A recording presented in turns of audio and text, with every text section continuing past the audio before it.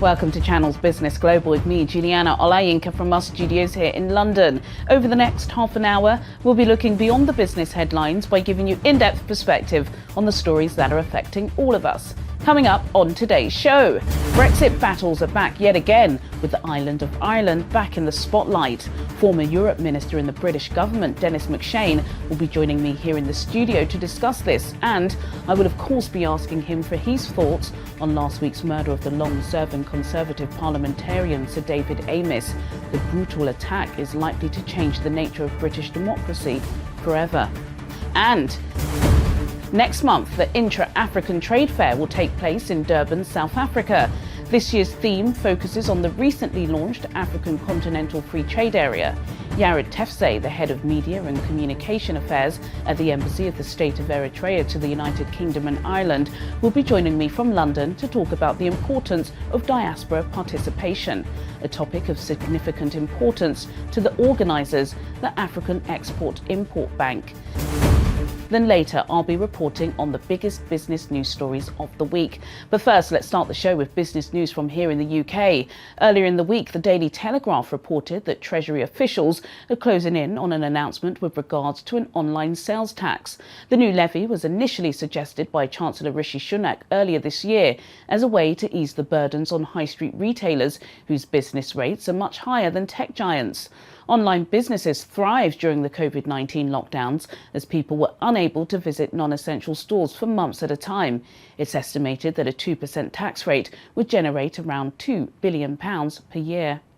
In other British business news, on Tuesday, Her Majesty the Queen and Prime Minister Boris Johnson hosted a one-day global investment summit, gathering together 200 business executives from around the world, including the World Trade Organization head Dr. Ngozi Okonjo-Iweala, Microsoft founder Bill Gates, and the bosses of the world's biggest investment firm, BlackRock. Announcements of nearly £10 billion in UK investment and the creation of an estimated 30,000 jobs were unveiled to coincide with the event. The summit was intended to show the world leaders that Britain is at the centre of green investment in the lead up to next month's COP26. And now the UK, who started it all, has moved largely away from coal and has policies to support great science, has got the great institutions. And so with this announcement, it's perfect that we're doing this with the UK, because we're going to take these technologies, which are not yet economic, that is, the extra cost to be green, what we call the green premium, is very, very high today for the hydrogen and the direct air capture and sustainable aviation fuel. And with the investments we're making in projects here in the UK, that the government will tell us where to put those projects, and we'll make sure that we have private sector management power behind those projects. We will scale those up and bring down that cost.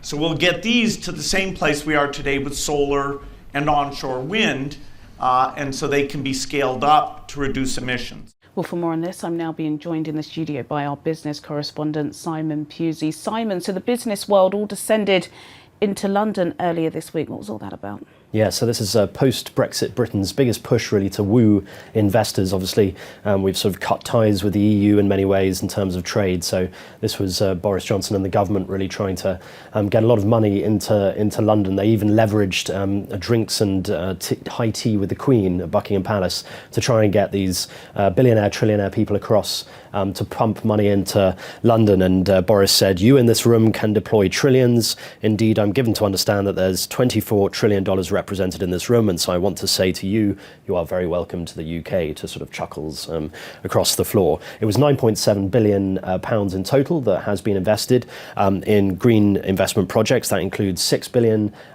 for offshore wind and net zero carbon warehouses. And then this big announcement from Boris Johnson and Bill Gates, the Microsoft founder, that they were going to put £400 million in a joint investment partnership targeting technologies such as green hydrogen and sustainable aviation fuels. And this all sounds very good, and especially with COP26 coming along, which obviously Boris Johnson's hosting in Glasgow next month. This is, comes at the right time, and it shows that the UK is taking a lead in all of this stuff. I would say that in spite of all of this, there was this moment where Boris said, we're putting in 200 million, and I think Bill is going to put in 200 million, and Bill Gates then stepped in and said, actually, I think it's 400 million each we're putting in. Actually, it turns out it is 200 million, so Boris Johnson was right. Oh. But that kind of tells its own story, doesn't it? That this is such a paltry amount of money, they don't even know themselves how much they're putting in. So how much effect will that actually have? These numbers do sound big on the surface to individuals, but when you spread it out across an entire nation, it's really, really small amounts. And so I think the fact that they didn't even know how much money they were putting in shows, how little effect it might have. But I think officials generally, in an economic sense and also in a green sense, hope that this summit will bring a new wave of investments into the UK.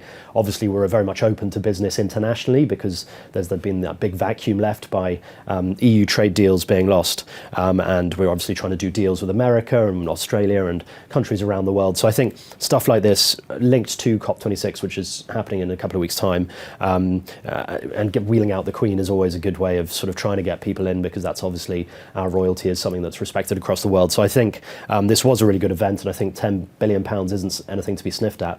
But I think what the government are hoping is this is just the start of maybe a big revolution in green technology that the UK can hopefully be, the front mover of. And things like this can't hurt. Thank you, Simon. Thank you. Brexit battles are back once again, with the island of Ireland back in the spotlight. The row over trade in the region was one of the hardest issues to overcome in previous negotiations, and it remains that way as the border in the Irish Sea has caused significant issues for businesses on both sides of the United Kingdom. Separately, as the country emerges from the COVID-19 pandemic, the Prime Minister is facing an onslaught of new economic crises. A perfect storm of labour shortages, skyrocketing natural gas prices and global supply chain constraints has led many to ask if the country is in prime position for a difficult winter. Let's ask former Europe Minister Denis McShane, who joins me now in the studio. Thank you so much, Denis, for joining us. Before we get to Brexit, it's only fair that I ask for your thoughts and feelings following the horrific murder last week of Sir David Amess. Very sad. I knew him. He was on the opposite side of politics from me, but he did his politics always with a smile, a cheeky smile on his face. He wasn't one of those guys who want to grind you down and obliterate you. And he went off and did lots of very good causes for his constituency, Southend. It's now been named a city, a great honour for it, and to commemorate his service for women's illnesses, all sorts of things. Just backbench stuff that don't make you a famous top-line politician, but really, really nudge the dial in a more decent, better direction. And just from nowhere, he's 70 next year, I think, this guy turns up from London, makes a longish journey to stab him 16 or 17 times. I mean, I've seen other MP friends die or be attacked, but somehow this one leaves a very ugly taste in the mouth. It does. Lots of people saying this could potentially change the face of British democracy. You came into the studio today. No armed guards I can see outside. If you were in Nigeria, you certainly would have many with you. Do you suspect that the Home Secretary will be under pressure to, beef up the security? Not really. As far as I can see from talking to friends informally, WhatsApping, and of course hearing them on television and radio, it's a unique aspect of British democracy. We do our fighting in the Chamber of Commerce. We bash each other, we insult each other, we denounce each other. But that's the verbal violence. And then we leave, we go back to constituencies. You go to the supermarket, you go to a football match, you're out playing with your children in the park. And people will come up sometimes and want a word about politics or an individual case. And you have no sense of pressure, tension, and yes, it's very, very sad.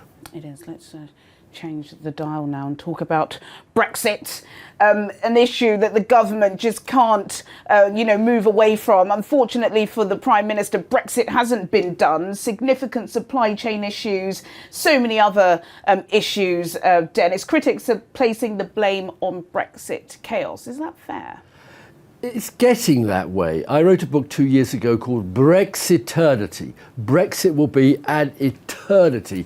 And the idea it will be over and done with just because you elected one prime minister or another was just childish nonsense. Now we're understanding when you cut all your trade links with your biggest trading partners. Yes, Winston Churchill put it very well in the 1930s when everybody was worried about the rise of fascism and communism in Europe. And he said, some people wish that Britain could up anchor and be towed away and be anchored off Canada, but you can't do that.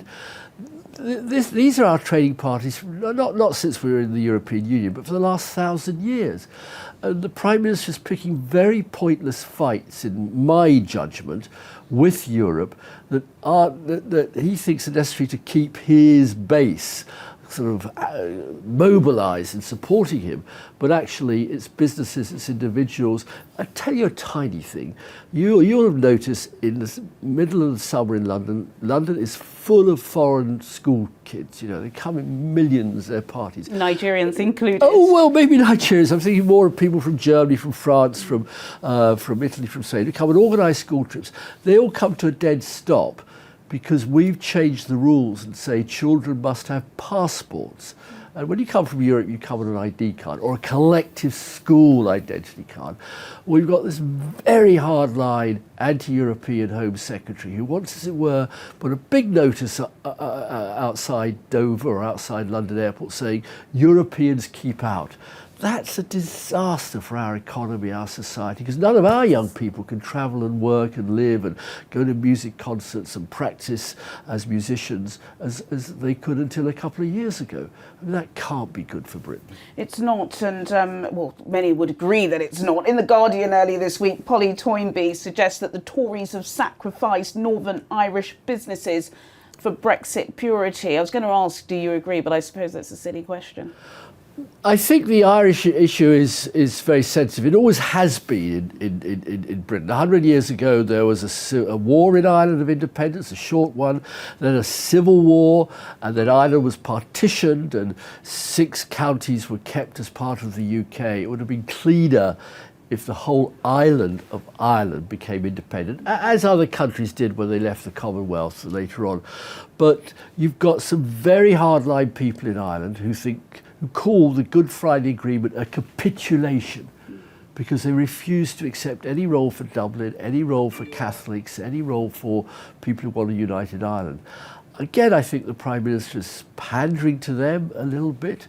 I don't think the Europeans will wear it. I don't think Joe Biden will wear it, because if you touch the Good Friday Agreement and everything at the moment that the British government's saying is a big threat to the Good Friday Agreement, then there'll be an explosion in the US Congress. And any British hopes of a trade deal with America, a defence deal with America, a new post-Brexit relationship with America will vanish very fast. Absolutely. Lots of suggestions, lots of speculation that Britain is heading into a winter of discontent, reminiscent of the late 70s. Are we heading that way? There are a lot of signs, aren't there? Inflation is up. Sometimes it's difficult to get fuel prices. We never, and I lived through the 1970s, we never had empty shelves in our shops. I mean, sometimes they're only open 3 or 4 days a week, but we could get food. So there's lots of evidence. We haven't mentioned the fact, but it's relevant, that on COVID, we've now got the worst death rate of anywhere in Western Europe. We've got more people going into hospital. The chiefs of our hospitals are saying, for goodness sake, Prime Minister, bring back mask wearing, bring in COVID passports. We've got to take precautions. The vaccines are great, but you mentioned Polly Toynbee. She's been vaxxed twice at her age, and she fell ill with COVID. So again, the Prime Minister seems to believe, like President Trump, that you don't have to take strong measures. And if he doesn't, then that will add to this general sense of dislocation, of uncertainty, of confusion, huge cuts in public support for the poor people, big tax rises coming down the track, food inflation running between 14 and 18%, according to the boss of the Food Manufacturers Association. These are all rather worrying signs. I just hope it's a mild winter, so at least the heating doesn't turn off. Oh, that would be great. Dennis McShane, thank you so much for joining me on Channel's Business Global. Great to have you in the studio. Coming up on Channel's Business Global, I'll be discussing next month's Intra-African Trade Fair with Yared Tefse, the head of Media and Communication Affairs at the Embassy of the State of Eritrea to the UK and Ireland. He'll be joining me from London. See you after the break. Welcome back to Channel's Business Global with me, Juliana Olayinka, from our studios here in London. In a few minutes, I'll be discussing next month's Intra-African Trade Fair with Yared Tefse. But before then, here's some business news for you. China's housing slump and electricity shortages dragged down economic growth in the last quarter, slowing to 4.9% year-on-year, according to the country's National Bureau of Statistics. Industrial production rose by 3.1% in September, below the 4.5% expected by economists at Reuters. Asia-Pacific stocks mostly declined in response. According to various media reports, Facebook is planning to change its company name next week, which is due to be announced by CEO Mark Zuckerberg during the company's annual Connect conference. The rebrand comes at a time when the social media giant is facing increasing government scrutiny over its business practices. The move also reflects the tech giant's intentions to focus on building the so-called metaverse, an online world in which people can use different devices to move and communicate in a virtual environment. A Facebook spokesperson said the group does not comment on rumour or speculation. After almost 21 months of closed borders, Singapore has launched quarantine-free travel arrangements with 10 countries. Vaccinated passengers will be able to travel freely to countries including the UK, America, France, Italy, the Netherlands and Canada. The city-state has one of the world's most stringent pandemic regimes, but with more than 80% of the population now fully vaccinated, authorities are keen to revive the economy. The reopening of the Asian financial hub follows similar regional moves in Thailand and Australia. Now to our next story. Next month, the Intra-African Trade Fair will take place in Durban, South Africa. This year's theme focuses on the recently launched African Continental Free Trade Area, which covers a market of 1.2 billion people and a gross domestic product value of $2.5 trillion. The IATF is considered a key event in boosting trade across the continent, which has been drastically affected due to the closing of borders as a result of the coronavirus pandemic. Eritrea is one of several African nations that will be showcasing their business prowess, and for a preview of what we can expect, I'm now being joined by Yared Tefse, the head of Media and Communications at the Embassy of the State of Eritrea to the United Kingdom and Ireland. He joins me from London. Yared Tefse, thank you so much for joining me on Channel's Business Global. Of course, the pandemic has delayed what should have been a really rapid evolution of the African Continental Free Trade Area, but we've now got the Intra-Africa Trade Fair taking place next month. Tell us the significance of this. Yes, Intra-Africa Trade Fair is taking in South Africa in Durban. No other events brings together more professional under one roof. We are participating, we did participate in 2018 for the first time in Cairo. It was the first intra-Africa trade, and the turnout was very encouraging. It also brings key leading African and international speakers, and a range of events dealing with Africa trade and investments. So the pandemic has delayed the growth of African continental free trade, but we are very optimistic. So the IATF 2021 will bring together continental global players, showcase and exhibit their goods and services. Absolutely, it's so important, especially because people are looking closer to home now when it comes to trade. So the fact that now borders are beginning to open, we should expect there to be lots of interest. I know Eritrea are going to be having a huge exhibition and display there for obvious reasons. Yared, we're speaking in London. You know, it's pretty difficult to even ascertain what goods and services Eritrea will have on a show next month. Can you tell us? Yes, I mean, as I told you, we're participating for the second time after Cairo 2018. And well, next month from 15 November until 21st of November, we are participating. And it is, as I told you, very important and it has a huge potential. So Eritrea will have its own national pavilion and we are going to be representing the government of Eritrea and major Eritrean companies such as mining company Denkali, Konuli, one of the best potash in the world, Bisha Mining Share Company, Zara Mining Company. I mean, as you know, Africa has a lot of resources of mining, but not only mining. We also we invited the Piccini Group, one of the international global constructions company, and the one of the African first beer company built in 1938, which is the Asmara Brewery, is going to be also part of our Eritrea National Pavilion. So we're going to promote and brand Eritrea's products. And not only that, the promotion agency, the Eritrean Investment Promotion Agency, we also showcase the beauty potential of the nation that will include Asmara World Heritage Site. As you know, Eritrea has also the Red Sea, the blue gold with untouched 320 islands. But not only that, Juliana, because Eritrea is located in a very strategic locations on the Red Sea and on the Horn of Africa, which is the getaway with two ports of Massawa and Assab, and the world corridor, because the world trade corridor passed through the Bab el-Mandeb and Suez Canal through the Red Sea, and Eritrea has 1,200 sea or the shipping lines, which is very secure to the world trade corridor. So we are going to provide this at the ATF 2021 to promote Eritrea, and Eritrea resources, as all African resources, need to play back to the global trade platforms.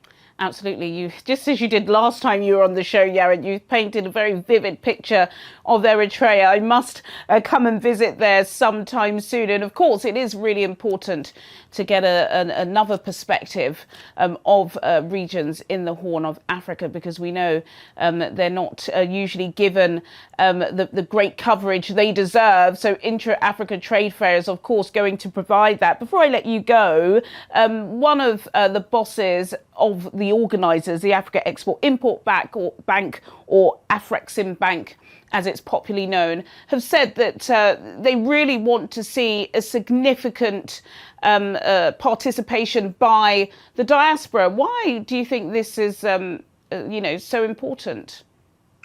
Well, that's a very important question, and I'm glad that you highlighted it very well, because we have a big number of African diasporas. And they need to they need to come back, and they need to be included. They need to come back to the continent.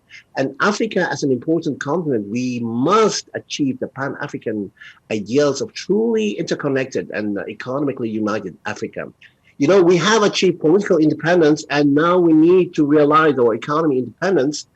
So the continent, Africa, could play a big role in the global economy world. So we need to get rid of AIDS. Africa doesn't need any AIDS anymore. So we need to include the diaspora. That's why we need to be the African diaspora. They need to be representative and use this kind of platform to achieve the African goals and to be global equal partners. So I think IATF is the first and biggest platforms, and organized by Afrexim Bank, as you just mentioned, and Africa Union. And to make this happen and successful, we need to be inclusive. We need to bring the African diasporas back to the continent, Juliana. Hear, hear. That's a great way to end the show. And please make sure when you're back from sunny Durban, you'll be giving us all the insights on what happened. And do say hello to the Nigerian sector that's there. Yared Teste, Head of Media and Comms Affairs at the Embassy of the State of Eritrea to the United Kingdom and Ireland. Thank you so much for joining me on the show. Thank you, Juliana, and all the best. Well, sadly, that's all we have time for you today, but do get in touch with your comments and suggestions. I'll see you at the same time next week for more in-depth business analysis on on Channel's Business Global. Goodbye.